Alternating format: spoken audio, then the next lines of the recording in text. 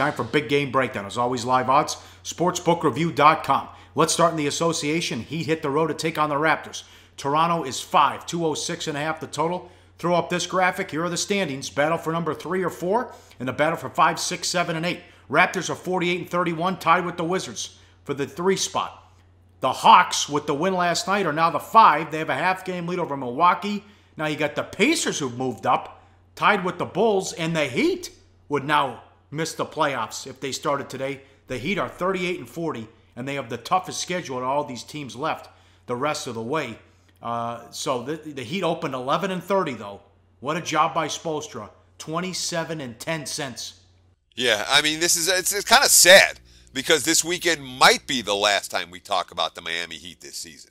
You know, because right now they're on the outside looking in, and they have an uphill battle to get there, and that'd be a real shame because I'm telling you, we talked about it more than once. Spoelstra's the coach of the year in the NBA, and he's not going to win it, and he deserves the award because that Miami Heat team, they were 11-30.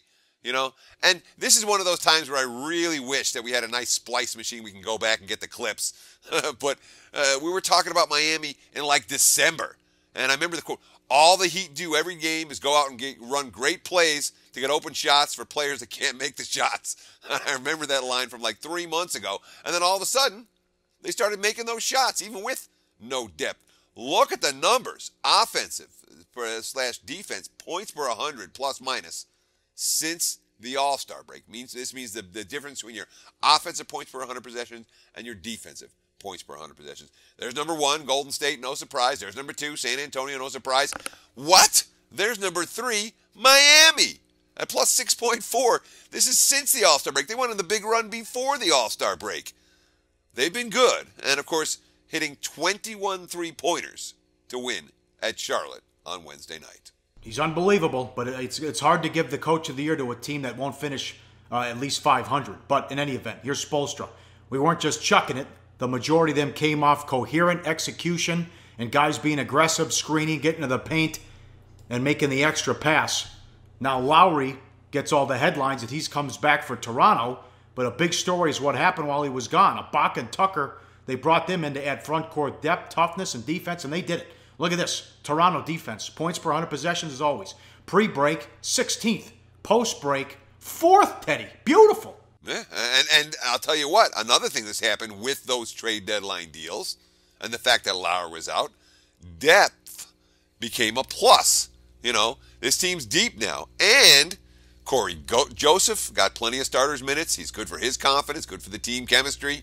And Lowry has the freshest legs of anyone right now. He showed he was ready to go against the Pistons the other night, played close to 42 minutes, and one of those games where not just one, 2 players reached double digits in the assist column. Lowry and DeMar DeRozan both had 10 assists in that ball game.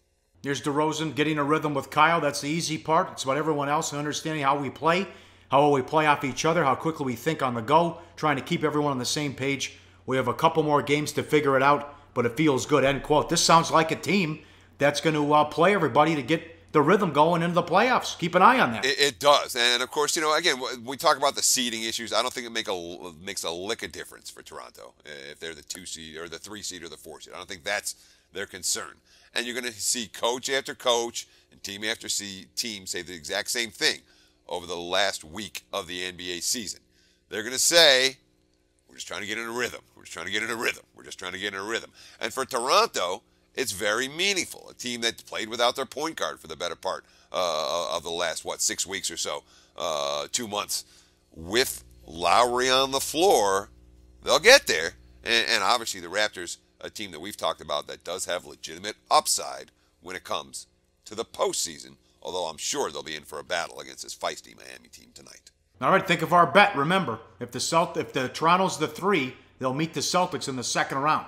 So you got to think of our wager there. I think Toronto takes them out. It's a bad matchup for the Celtics. Well, and again, when you look at the top seeds in the East, the Celtics aren't playing a whole lot of defense. The Cavs aren't playing a whole lot of defense.